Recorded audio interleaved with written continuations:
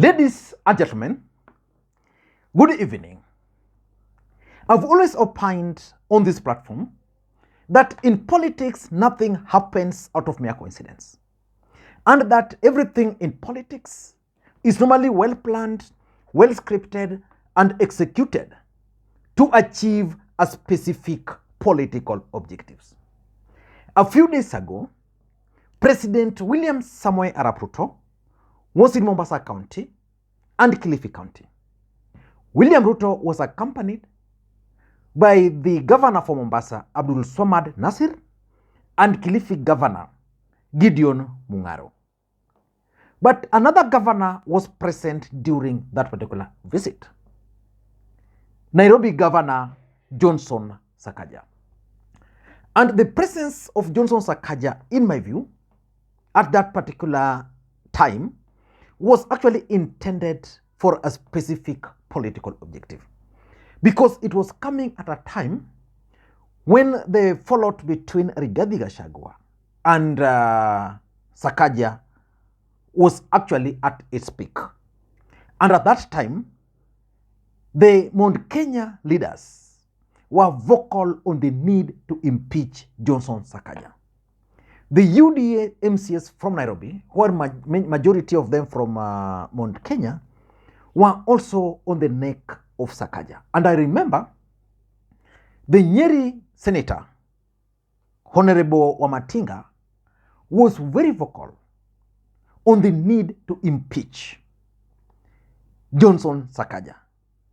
And it's that particular time when William Ruto decided to call Sakaja to accompany him to Mombasa. And personally, if you ask me, William Ruto was basically sending a message to the Deputy President, Rigathi Gachagua, and Mount Kenya leaders who are calling for the impeachment of Sakaja. So in this video, I want us to look at the message, the coded message, which the president was actually sending, because the truth of the matter is that at that particular time, Sakaja was under siege. The mountain were attacking him. They wanted him to be impeached. The calls were just deafening. Then the president decided to call him to Mombasa. So before we get into all those, in case you are watching this video for the first time, I want you guys to take a second or two, press that subscribe button, so that next time we produce a video like this, YouTube will automatically notify you. And to the subscribers, I want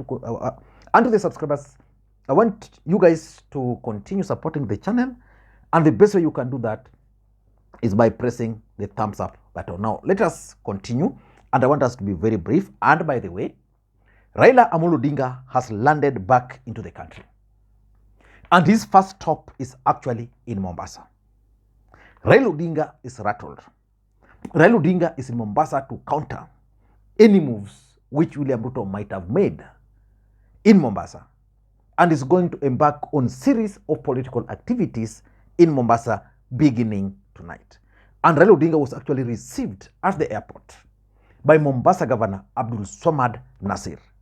So let us wait and see how all those things are going to unfold. So which means William Ruto's trip to Mombasa and Kilifi rattled Raila Odinga. But let us leave that for now. Probably you can give me your idea in the comments section about Raila Odinga's presence in Mombasa. Now, let us get back to the issue.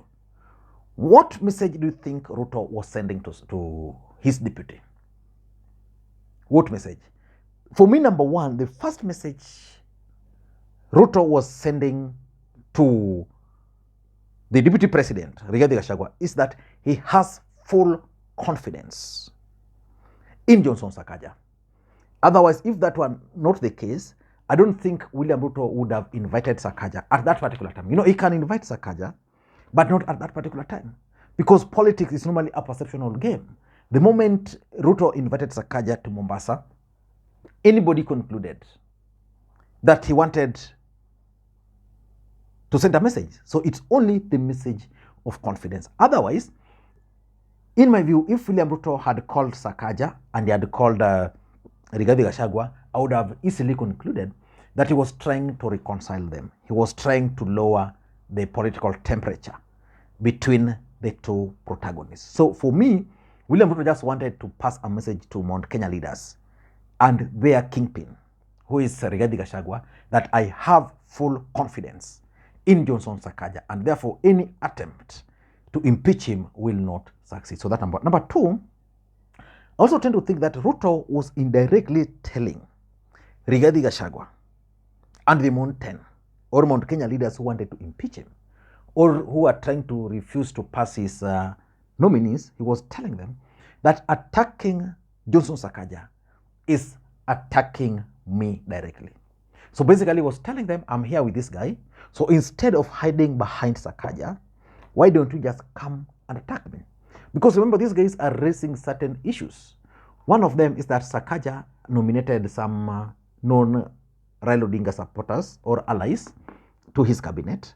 They are also suggesting that because Sakaja is trying to close nightclubs, is trying to bring order in the mandatory sectors, that Sakaja is targeting them. So he was telling them, Sakaja has my full confidence. So if you instead of attacking him, please come for me. Because remember, in all those other previous pronouncements by Sakaja, the president, William Ruto, has always stood by him, be it on the closure of the bars, be it on the matatus. So that's number two. The third message, which also came out clearly, is that William Ruto was telling Rigathi and the team that I don't approve the impeachment plan. Otherwise, if he approved of it, or if he was not sure, I'm sure 100% that William Ruto would not have invited Sakaja to Mombasa. Of course, you know, even Governor Sakaja, as the governor of Nairobi, cannot just wake up, go to Mombasa, board the military plane with Ruto. It can't happen. It means they must have planned, or maybe it's William Ruto who placed phone call to him to join him. So basically, he was telling these people who are still hold up in Nairobi that, guys, don't waste your time. I have full confidence in this guy. So that was the third message he was sending. The fourth coded message Ruto was sending to Sakaja, which in my view is very important and significant, is that he was telling them that Sakaja is actually part of my national agenda. Remember initially when the photos of William Ruto in Mombasa with Sakaja, there were questions about why none of the mountain was in Mombasa. Because remember, we are coming from a place where we had Kibaki era. Kibaki would spend his time in Mombasa, accompanied by several Mount Kenya leaders. Then Uhuru would be in Mombasa, accompanied by several other leaders. But this time, Ruto was in Mombasa, accompanied by none of the elected leaders from Mountain. He was only accompanied by Alice Wahome in her capacity as the cabinet secretary for irrigation, because William Ruto wanted to also go and see the Galana Kulalu irrigation scheme. So he was telling these guys that as much as you want to make it appear as if it's Sakaja Mount Kenya, for me, Sakaja is going to play a national politics for me. And that message actually came out very clearly. The fifth message, coded message he was sending, is that it's now time to work. We are not going to entertain further politics. Because remember, all these things which were happening are basically politics. All of them. So he was telling them that, okay, you guys, you still want to impeach Sakaja. For me, I'm already working with the ODM governors here, the two of them, because, you know, these guys were saying Sakaja is favoring ODM supporters in Nairobi. I remember he made a few appointments and ODM allies were there. Raila Odinga's allies were there. And he's telling them, now, as much as you don't want that to happen in Nairobi, I'm here in Mombasa with ODM governor for Kilifi and ODM governor for Mombasa. I've been joined by the governor for Nairobi. So for us, we are working, and they were actually on a working tour of Galana Kulalu. So which means he was telling them that as much as you want to make noise, as much as you are playing politics, the time for politics is over. It's now time to work. And I don't expect to see, because unless the Mount Kenya leaders are blind, unless Rigathi Gachagua is blind, the message Ruto was sending was very clear. And lastly, Ruto was sending a message to the mountain that please join hands with the rest of Kenyans. If you don't do that, you are going to be isolated. Remember, Rigathi Gachagua is working so hard to be the Mount Kenya leader. Ruto is working so hard to make Sakaja a national leader.